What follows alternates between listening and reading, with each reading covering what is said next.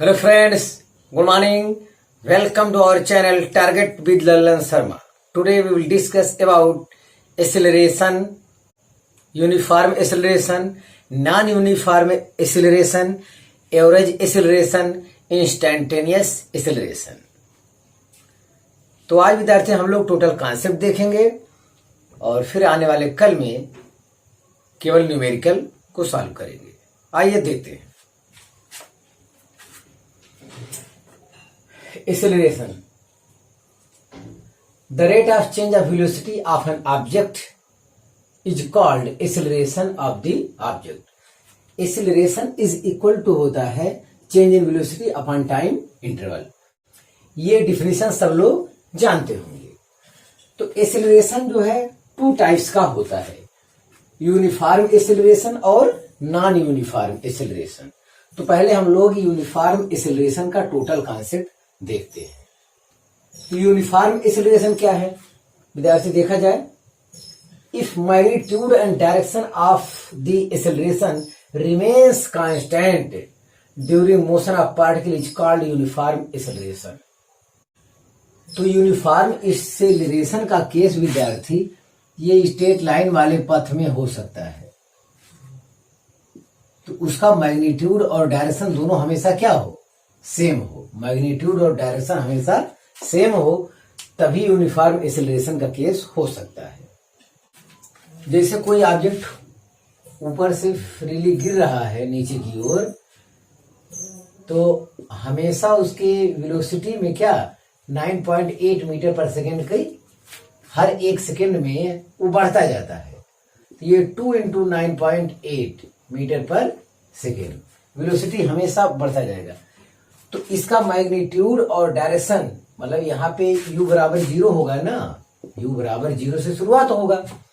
तो इनका जो डिफरेंस है 9.8 - 0, अब इनका जो डिफरेंस है 2 × 9.8 में से 9.8 घटाएंगे तो अब भी क्या आएगा, 9.8 आएगा। आगे भी ऐसे होता चला जाएगा, फिर आएगा 3 × 9.8 मीटर पर सेकेंड। तो जैसे जैसे नीचे आएगा वेलोसिटी बढ़ता चला जाएगा। जब उनका डिफरेंस करेंगे विद्यार्थी हर जगहों पर, तो उनका डिफरेंस हमेशा सेम रहेगा और डायरेक्शन भी सेम रहेगा। तो अगर ऐसा है तो उसे क्या कहा जाएगा, यूनिफॉर्म एक्सेलरेशन। यस, तो यूनिफॉर्म एक्सेलरेशन से रिलेटेड कुछ और कॉन्सेप्ट है, उसे देख लिया जाए। When a particle moves with constant acceleration then its path may be straight line और पैराबोलिक। ये चीज ध्यान दिया जाए। अगर वो कांस्टेंट एक्सेलरेशन से ऑब्जेक्ट मोशन कर रहा है तो उसका पाथ या तो स्ट्रेट लाइन होगा, देखिए ये स्ट्रेट लाइन है, या पैराबोलिक पाथ होगा। पैराबोलिक पाथ में यहां क्लियर किया जाए, यहां देखें इस टाइप से। यस, पैराबोलिक पाथ में हर जगह यहां जी क्या है, सेम है। ये पैराबोलिक पाथ है, हर जगहों पर जी सेम है और उसका डायरेक्शन किधर है, अर्थ के सेंटर की ओर है। यस, तो यही चीज बहुत कीमती है। हर जगह जी का मैग्नीट्यूड जो है 9.8 है।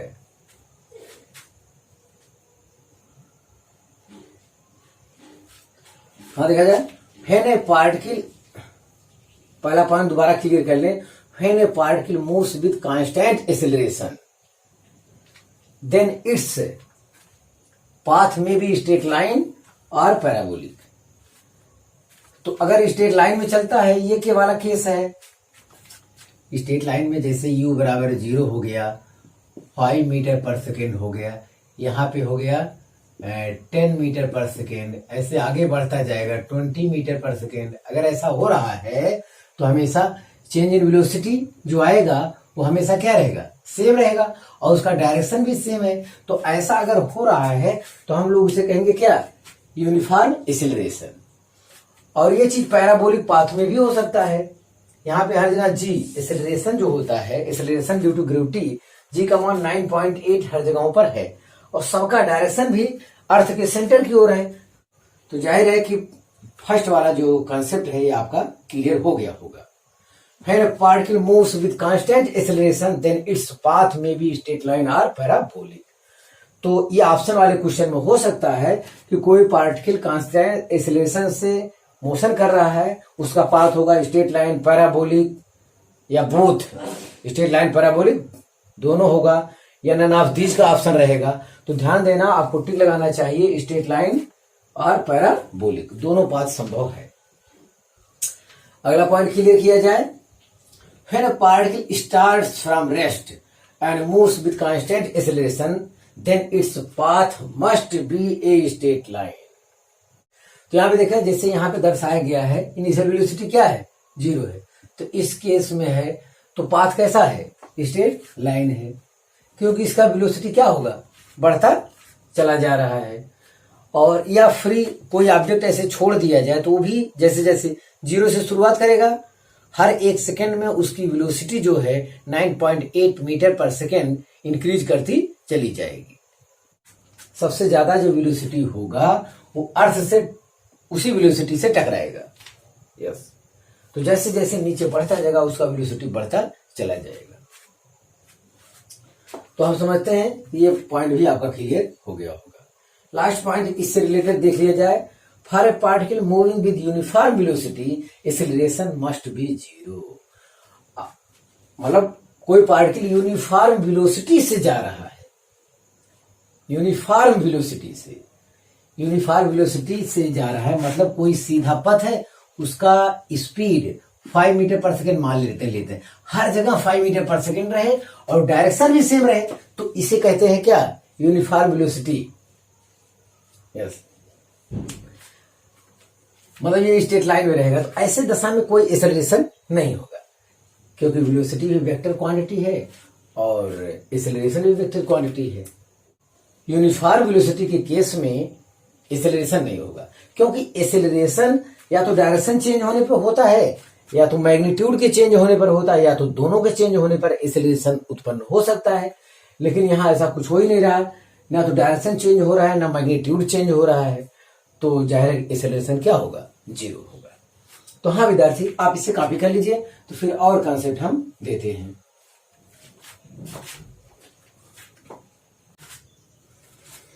हाँ विद्यार्थी, अगला कॉन्सेप्ट देखा जाए,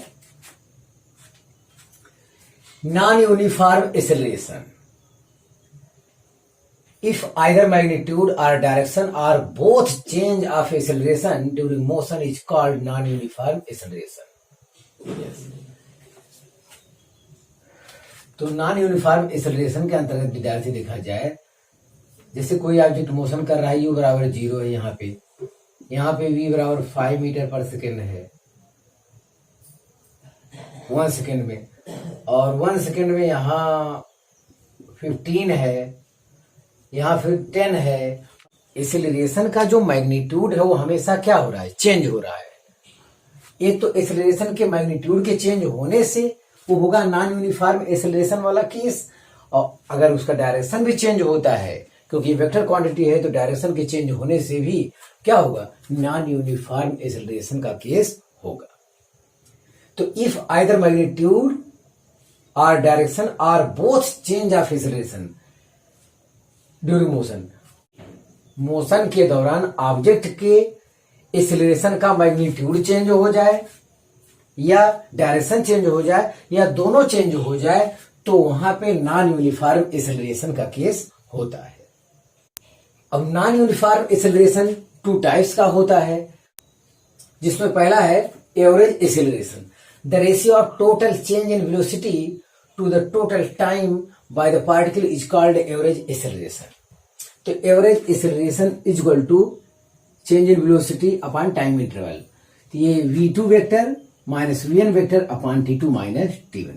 तो इस फार्मूले की सहायता से हम लोग न्यूमेरिकल को सॉल्व करेंगे। यस, और एक है इंस्टैंटेनियस एक्सेलरेशन। तो acceleration of A particle at a particular instant of time is called instantaneous acceleration. तो किसी पार्टिकुलर टाइम पर जो एक्सेलरेशन होगा वही क्या कहलाता है, इंस्टैंटेनियस एक्सेलरेशन कहलाता है।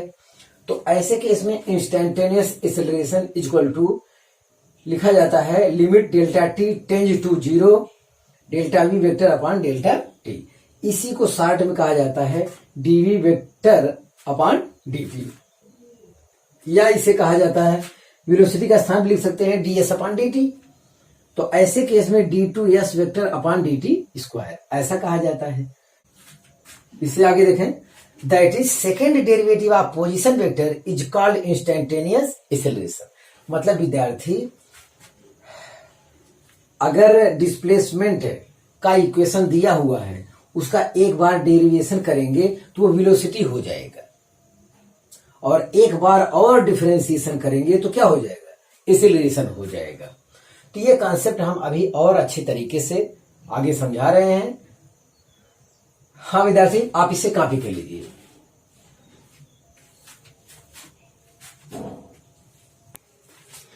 हाँ विद्यार्थी, आगे का कॉन्सेप्ट देखा जाए, use of mathematical tools in solving problems of one dimensional motion.